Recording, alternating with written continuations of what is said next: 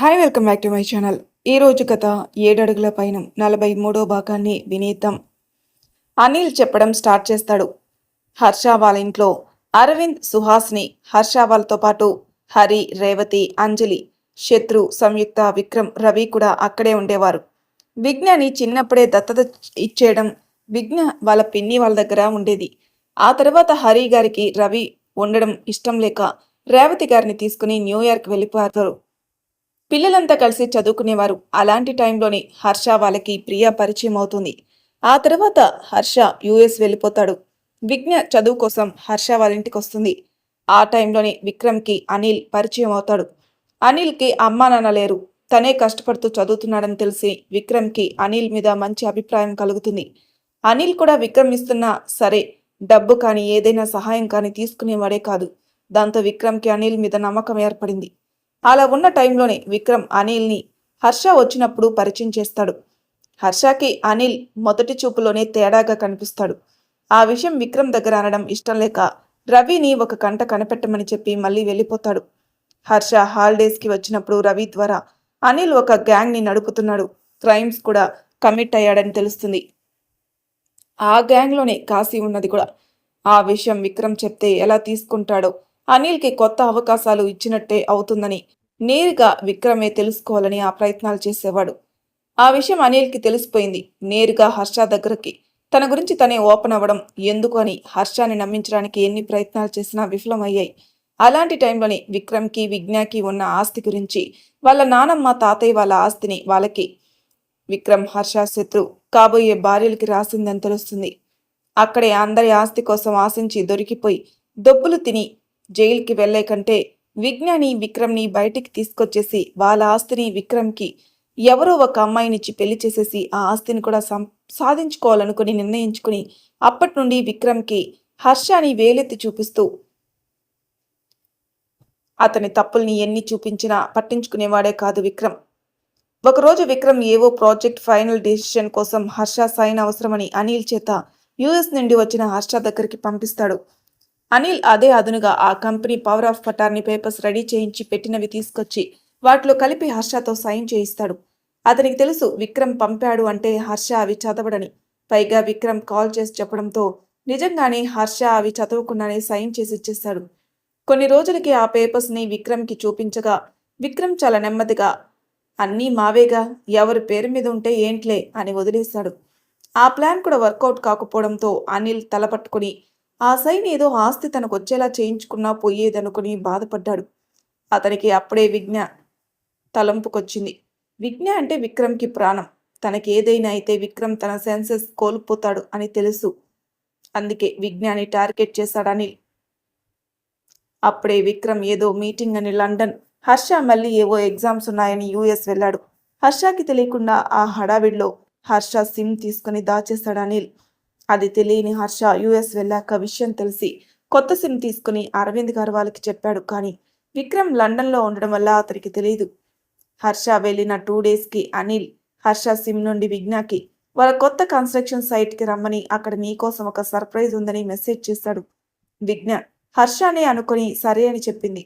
Anil విజ్ఞాకి call చేసి Harsha mobile SIM తనకి దొరికిందని, విజ్ఞాకి ఆ సర్ప్రైజ్ ఏంటి అని చెప్పమని చెప్పాడని నమ్మించి కన్స్ట్రక్షన్ సైట్కి తీసుకొచ్చి ఏవో పేపర్స్ మీద హర్ష సైన్ చేయమన్నాడు. అనగాని సైన్ చేసేది కాస్త ఆగి ఎందుకో అనుమానం వచ్చి ఆ పేపర్స్ చదవగా అవి తన ఆస్తి అనిల్ పేరు మీదకి ట్రాన్స్ఫర్ అవుతున్నాయని చెప్పే లీగల్ డాక్యుమెంట్స్ అవడంతో అనిల్ని వ్యతిరేకించగా అనిల్ విజ్ఞాని కొట్టి తను పడిపోవడంతో ఎక్కడ విజ్ఞ బయటకు వస్తే తన గురించి తెలిసిపోతుందని బాంబ్ సెట్ చేస్తాడు సాక్ష్యాలు ఉండకుండా.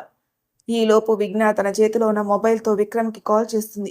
లిఫ్ట్ చేసిన విక్రమ్ విజ్ఞ వాయిస్ విని కంగారు పడక విజ్ఞ హర్ష పేరు చెప్పి తనని ఇక్కడికి తీసుకొచ్చాడు.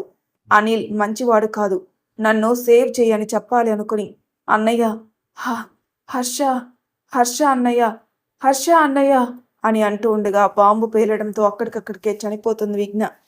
ఫోన్లో విజ్ఞ మాటలు సగమే విన్న విక్రమ్ అనిల్ మొబైల్లో మెసేజెస్ చూపించడం, ఇంకా విజ్ఞ సైన్ ఫోర్జరీ చేయించి తన ఆస్తి హర్ష పేరు మీద ఉండడం అవి చూపించడంతో హర్షని ఇలా చేశాడని ఆ కోపం బాధలో నమ్మేశాడు విక్రమ్. ఇంట్లో వాళ్ళకి చెప్పినా ఎవరూ నమ్మకపోవడంతో కోపం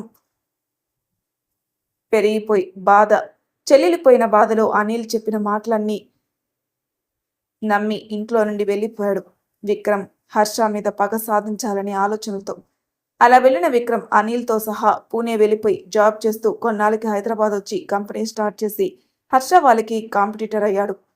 కొన్నాళ్ళకి అనిల్ ఎమ్మెల్యేగా పోటీ చేయడానికి నామినేషన్ వేస్తాడు.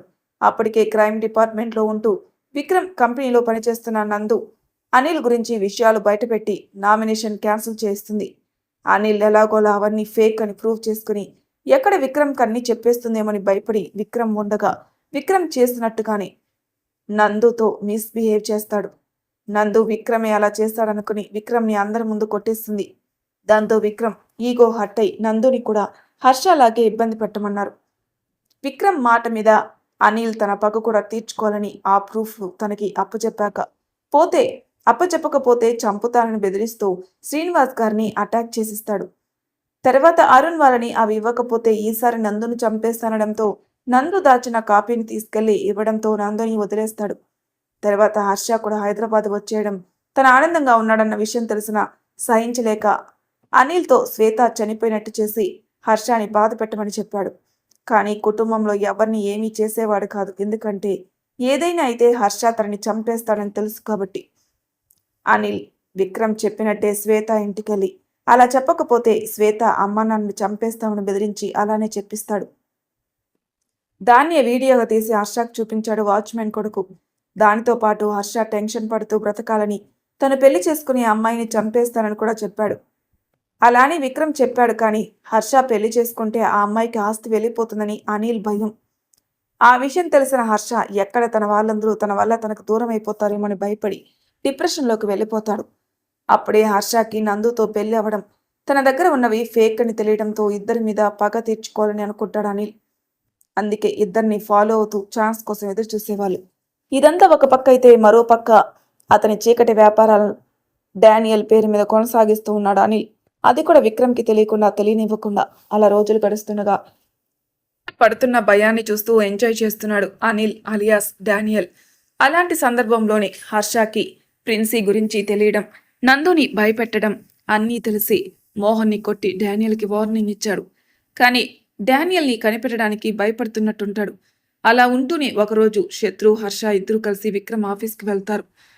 విక్రమ్ దగ్గరికి వెళ్ళి అనిల్నే డానియల్ అని వాళ్ళ దగ్గరున్న ప్రూఫ్లు చూపించడంతో అంతకుముందు ఉదయ్ చూపించిన కొన్ని వివరాలు చెప్పిన విషయాలు గుర్తుకొస్తాయి. ఉదయ్ విక్రమ్ ఇండస్ట్రీస్లో కన్స్ట్రక్షన్ ఫీల్డ్లో హెచ్ఆర్గా వర్క్ చేస్తున్నాడు. కన్స్ట్రక్షన్ ఫీల్డ్ చూసుకునేది అనిల్ కాబట్టి అనిల్ చేసే విషయాలు కొంతవరకు తెలుసు. అలా ఒకసారి ఏదో ప్రాజెక్ట్కి సంబంధించి విక్రమ్ని కలవాల్సి రావడంతో విక్రమ్ దగ్గరకు వస్తాడు. ఉదయ్ రావడంతో అన్ని విషయాలు అడుగుతూ ప్రాఫిట్స్ తగ్గడం గురించి, అక్కడ ఎక్కువగా విత్డ్రాల్స్ గురించి అడగ్గా అవన్నీ అనిలే తీసుకున్నాడని, అది కూడా కంపెనీ కోసం కాదని, వాటికి సంబంధించి డీటెయిల్స్ కూడా లేవని చెప్తాడు. ఇంకా అనిల్ ఒక్కోసారి అబ్నార్మల్ అయిపోతాడని, ఒక్కోసారి ఆఫీస్ కూడా రాడని, ఎవరో ఒక్కోసారి వచ్చి డానియల్ గురించి అడుగుతారని చెప్తాడు. అది విన్న విక్రమ్కి సరిగ్గా అర్థం కాకపోయినా అనిల్ ఏదో చేస్తున్నాడు తనకి తెలియకుండా అని అర్థమవుతుంది. అందుకే ఎప్పటికప్పుడు ఉదయ్ ద్వారా అనిల్ గురించి తెలుసుకుంటూ ఉండేవాడు. ఇప్పుడు హర్ష వాళ్ళు కూడా డానియల్ అనేసరికి అన్నిటినీ అనలైజ్ చేసి అప్పుడు నమ్ముతాడు. అప్పటి నుండి అనిల్కి తెలియకుండా రాత్రింబవలు వర్క్ చేస్తూ ఒక పక్క కన్స్ట్రక్షన్ ఫీల్డ్ని డెవలప్ చేస్తూనే మరోవైపు అనిల్ ఇల్లీగల్ బిజినెస్లన్నీ తెలుసుకుంటూ ఉండేవాడు. అలా తెలుసుకుంటూనే అనిల్ మనుషుల్లో ఒకరిని కొనేసి హర్ష సహాయంతో అన్నిటినీ పోలీసులకి అప్పచెంపించేశాడు. కానీ అనిల్కి ఇవేవీ తెలిసేవే కాదు. విక్రమ్ ఏదో వర్క్ చేసుకుంటున్నాడు అనుకున్నాడు. అనిల్ కూడా తను ఫ్రస్ట్రేట్ అయితే విక్రమ్కి తెలిసిపోతుందని ఏవి పగలగొట్టినా కూడా అన్నీ వెంటనే సెట్ చేయించేవాడు. అనిల్ కష్టాలను చూసి నవ్వుకునేవాడు విక్రమ్. మధ్యలో విక్రమ్ని పెళ్లికి ఒప్పించి ఎవరో ఒక అమ్మాయిని కట్టబెట్టి ఆ ఆస్తిని సంపాదిద్దామనుకున్నాడు. కానీ విక్రమ్ సంయుక్త మీద ప్రేమతో అనిల్ మాటలు పెడచెవిన పెట్టేవాడు. ఇన్ని చేస్తున్న విక్రమ్ హర్షని క్షమించలేదు. అన్నీ తెలిసిన విజ్ఞాని చంపింది హర్షని అనుకుంటున్నాడు. అలా మొత్తానికి అనిల్ చేత అన్ని బిజినెస్ను క్లోజ్ చేయించేశారు. ఎంతో మందిని కాపాడారు.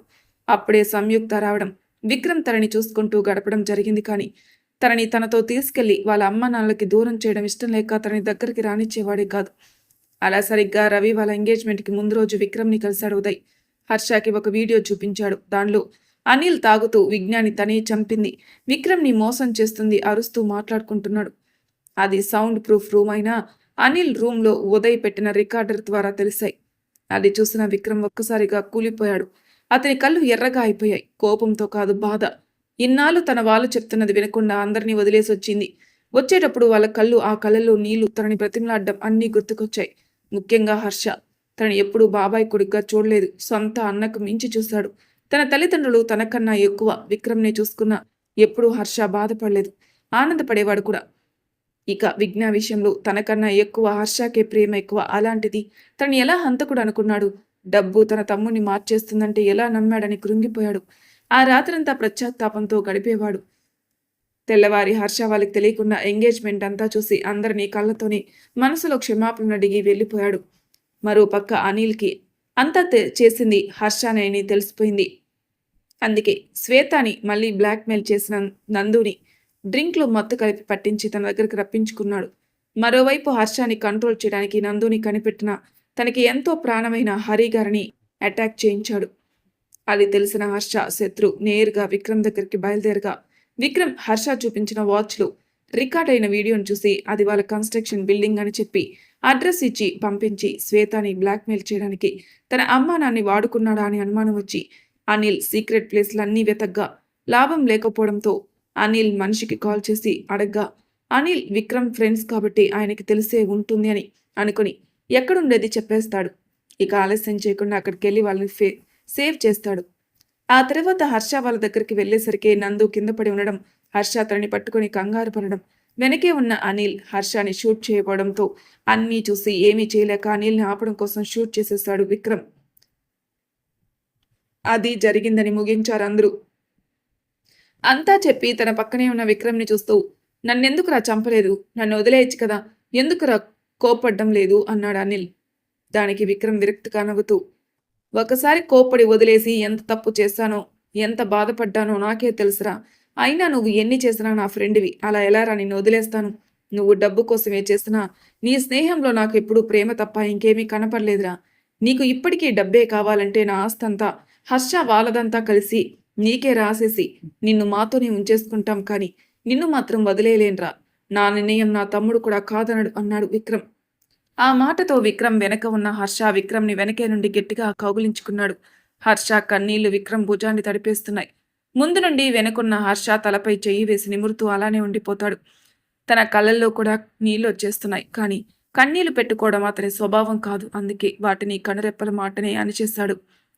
అలా ఇద్దరు ఎంతసేపు ఉన్నారో తెలియదు. అనిల్కి విక్రమ్ ఉన్నత స్వభావం తెలిసినా ఇంత ఉన్నతంగా ఆలోచిస్తాడనే తెలీదు. అందుకే విస్మయంగా చూస్తున్నాడు. కాసేపటికి శత్రువు కూడా విక్రమ్ అనిల్ని కలిపి హ్యాక్ చేసుకున్నాడు. కాసేపు అలానే ఉండి విక్రమ్ దగ్గరకొచ్చి అయితే ఇప్పటికైనా మా చెల్లిని చేసుకుంటావారా బావగారు అన్నాడు శత్రువు కన్నీళ్లతో. కట్నం ఎంతిస్తారేంటి మరి అన్నాడు విక్రమ్ నవ్వుతూ. ఆ మాటకి పట్టరాని సంతోషంతో విక్రమ్ని హ్యాక్ చేసుకున్నాడు శత్రు. రవి ఉన్న హాస్పిటల్లో అప్పుడే మెలకు వచ్చిన రవి తన ఎదురుగా ఉన్న వ్యక్తిని చూసి మాట్లాడబోయి ఆగిపోయాడు. ఏరా, ఇప్పుడు నీకు కోపం వచ్చిందా అన్నారు హరిగారు. సుమారు ఒక 10 సంవత్సరాల తర్వాత తనతో మాట్లాడారు హరిగారు. మామయ్య అన్నాడు రవి ఆనందంగా. నన్ను క్షమించరా. ఇన్నాళ్ళు మీ నాన్న స్నేహానికి ఇచ్చే విలువ తెలిసినా నా చెల్లి చావుకి వాడే కారణమని నమ్మి వాడిని బ్రతుకున్నంత కాలం ద్వేషిస్తూనే ఉన్నాను. వాడు పోయాక కూడా వాడి బిడ్డవు అయినందుకు ఏమాత్రం సంబంధం లేకుండా నిన్ను కూడా ద్వేషించాను. కానీ నువ్వు మాత్రం ఎంత ద్వేషించినా నన్ను దైవంలా చూసేవాడివి. తట్టుకోలేకపోయేవాణ్ణి. నీ ప్రతి మాటలు, నవ్వులు మీ నాన్న తలంపుకొస్తుంటే భరించలేక నిన్ను దూరం పెట్టాను. నన్ను నా వాళ్ళని వరుసలతో పిలవకు, నా ఇంట్లో ఉండకు అంటే ఎక్కడా నా పేరు చెప్పకుండా ఎన్నన్నా మౌనంగా భరుస్తూ వెళ్ళిపోయావు. ఇప్పటికీ నన్ను ప్రేమిస్తూ నా కోసం నీ ప్రాణాలు కూడా లెక్క చేయలేదు మీ నాన్నలాగా అన్నారు కన్నీళ్లతో. ఆయన కళ్ళల్లో నీళ్లు చూసిన ఓపిక లేకున్నా కూడా లేస్తున్న రవిని పట్టుకుని కూర్చోబెట్టారు హరిగారు. రవి ఆయన చేయి పట్టుకుని వాళ్ళ కాళ్ళ మీద పెట్టుకుంటూ ముద్దు పెట్టుకుని మీరు నాకు మామయ్య అని నేనెప్పుడూ అనుకోలేదు మావయ్య, నా తండ్రి అని అనుకున్నాను. మరి నా తండ్రి చెప్పిన మాటల్ని నేను పాటించనా? నా తండ్రి ఏదో అన్నారని ఆయన్ని ద్వేషిస్తానా అన్నాడు రవి. హరిగారు రవిని ప్రేమగా గుండెలకి హత్తుకుంటాడు. ఇదంతా బయట నుండి చూస్తున్న రేవతి ఆనందంగా కళ్ళనీళ్ళు తుడుచుకుంటారు. మరి తర్వాయి భాగంలో ఏం జరుగుతుందో నెక్స్ట్ ఎపిసోడ్లో తెలుసుకుందాం. అంతవరకు నా ఛానల్ సబ్స్క్రైబ్ చేయని వాళ్ళు ప్లీజ్ సబ్స్క్రైబ్ చేసుకోండి. లైక్ చేసి షేర్ చేయండి. మీ అభిప్రాయాలను కామెంట్ రూపంలో తెలియజేయండి. Thank you for listening.